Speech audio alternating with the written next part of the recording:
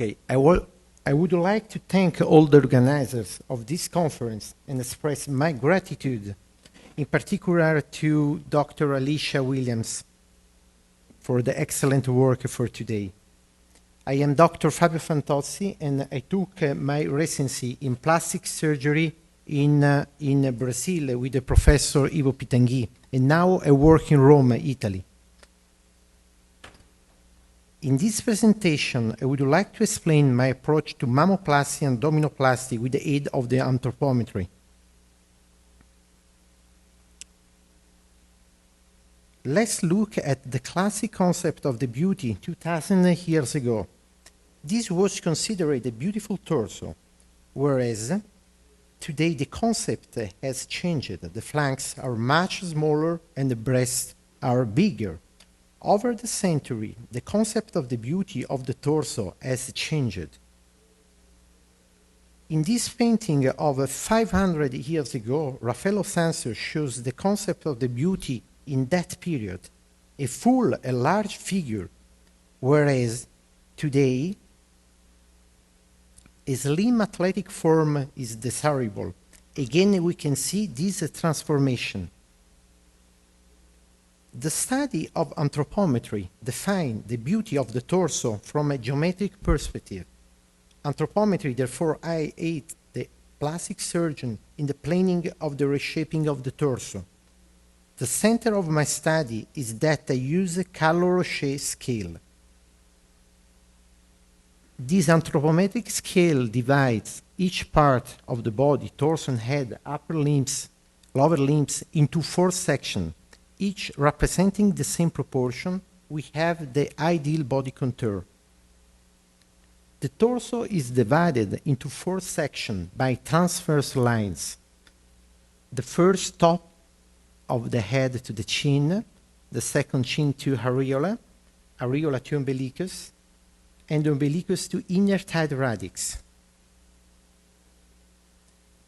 To identify the position of areola and umbilicus, the correct proportion is achieved by dividing the space between the lower jaw and the inner thigh radix into the thirds. First, we measure the position of the lower jaw and the inner thigh radix. Finally, we divide the space into in 3 equal sections. The red lines identify the correct location of the areola and the umbilicus.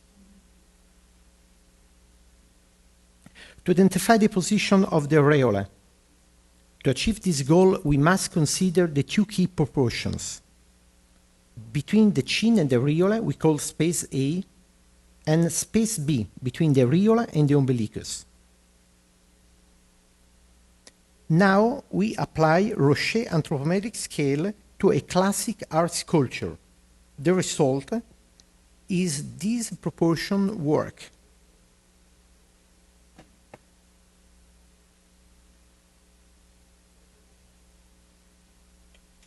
If we look at some real but perfect woman, we can see the scale works. This woman is short, but the proportions are maintained and the scale works. Now I transfer the same scale to a tall woman, and again the scale works.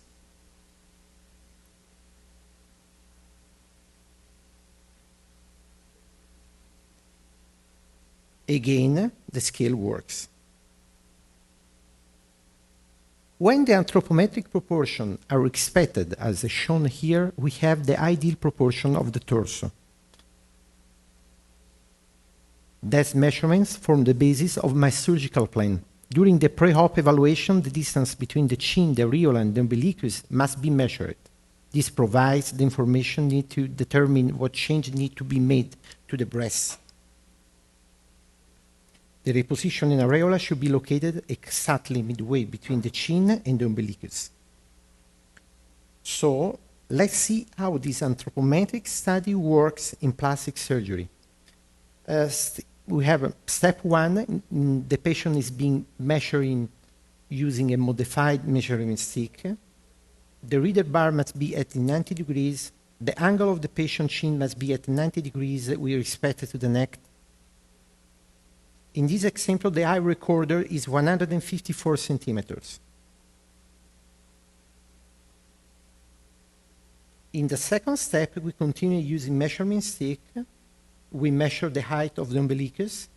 In this example, the height recorded is 106 centimeters. The last step, we have the height of the chin, the umbilicus height. The distance between the lower jaw and the umbilicus is 48 centimeters in this case. Therefore, the distance to the midpoint from each line is 24 centimeters, as is shown by line A.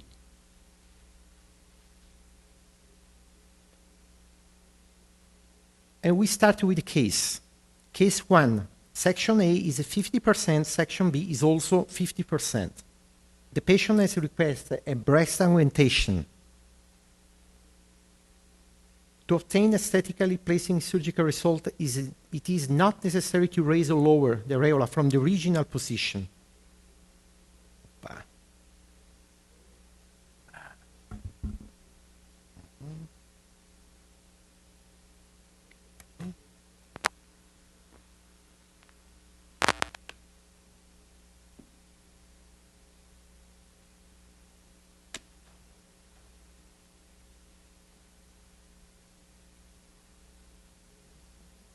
No, the problem that is enter.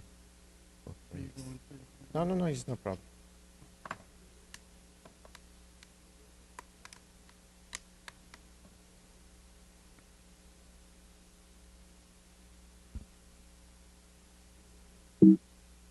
Okay, and we come back, and so we have 50%, 50%. And so section A is equal to section B. After breast augmentation, we have a good result because we maintain the same position of the areola, because the areola is in the correct anthropometric scale, and section A is equal to section B. The second case, we have section A is 60%, section B is 40%. The patient has requested a breast augmentation. To obtain this one, the reshaping is involved, the areola semicircular skin resection and insertion of implants, 280 cc. In the post, we have a good result because we obtain the correct position of the areola. Now, section A is equal to section B. We raise the areola of 2 centimeters.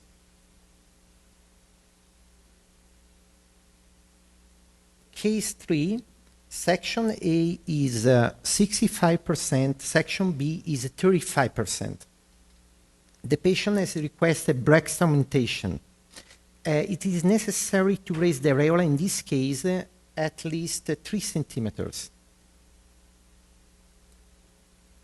This surgery involved semicircular skin resection to raise the areola and insertion of implants, in this case 310 cc.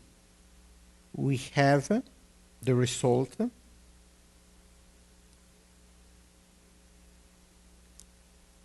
Now, section A is equal to section B.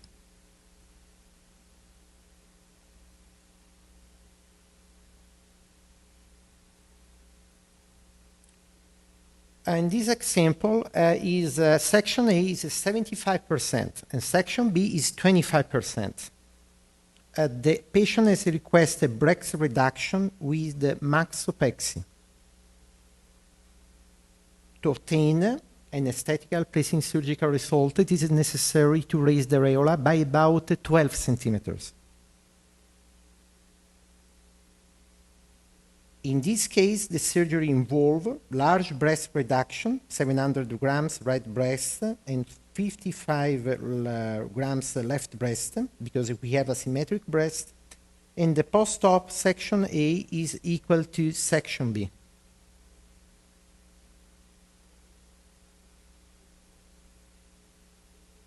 The same patient, we can see in the lateral view,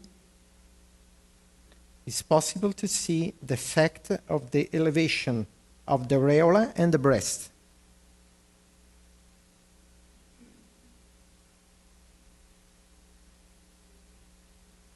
Case 5. Section A is 75% and section B is 25%.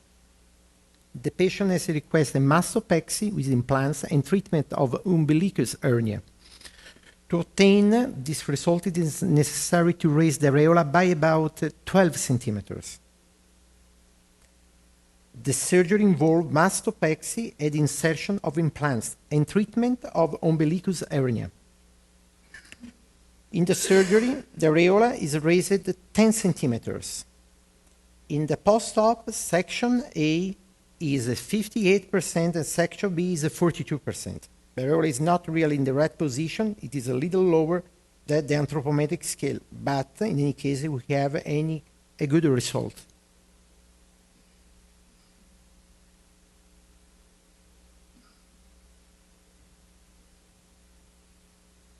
The patient, case 6, the patient has requested abdominal reconstruction due to complex peritonitis, which caused multiple abdominal hernias.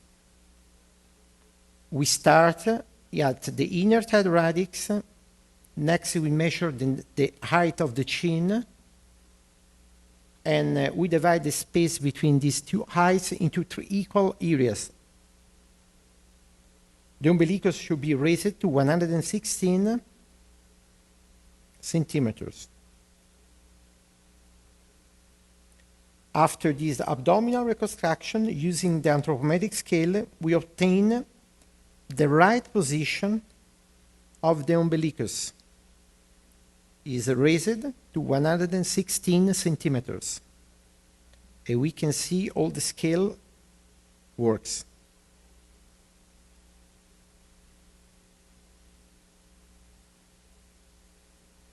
Case 7. Oh my God.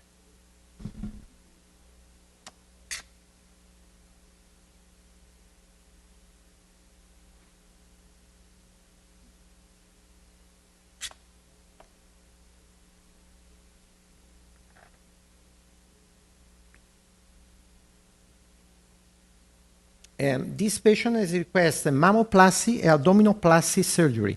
We start in the inner thigh radix. Next, we measure the height of the chin, and we divide the space between these two heights in 3 equal areas. The umbilicus should be raised to 105 centimeters. And the areola should also be raised to 122 centimeters. In this case, the surgery involved breast reduction and with mastopexy and abdominoplasty.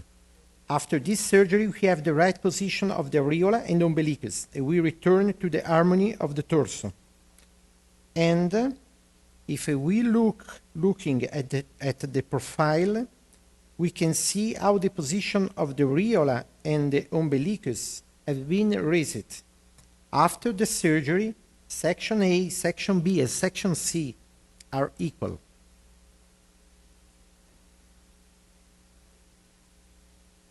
Case 8, the patient has requested both mammoplasty and abdominoplasty surgery.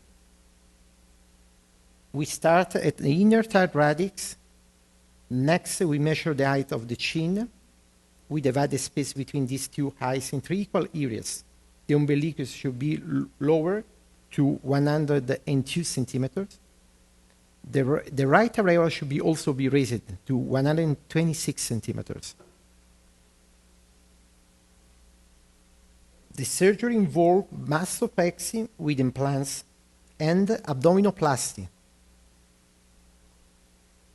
After this surgery, using the anthropometric scale, we obtain the right position of the right areola and the umbilicus.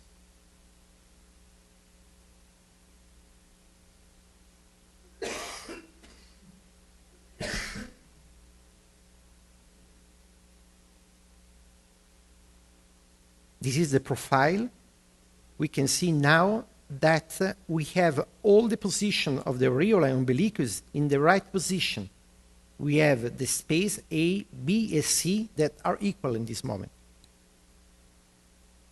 For this reason, we have a good result after the surgery.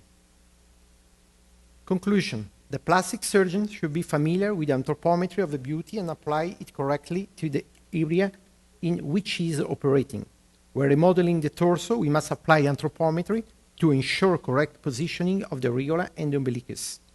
The breast and umbilicus are part of the torso and have anthropometric relationship. The rule of the thirds. Each time this anthropometric rule is met, we obtain an aesthetically optimal result. This anthropometric approach permits the easy repositioning of the areola and umbilicus. This anthropometric concept is a guideline for a plastic surgeon. This presentation formed the basis for my article published in the European Journal of Plastic Surgery 2 years ago. Thank you very much for your attention.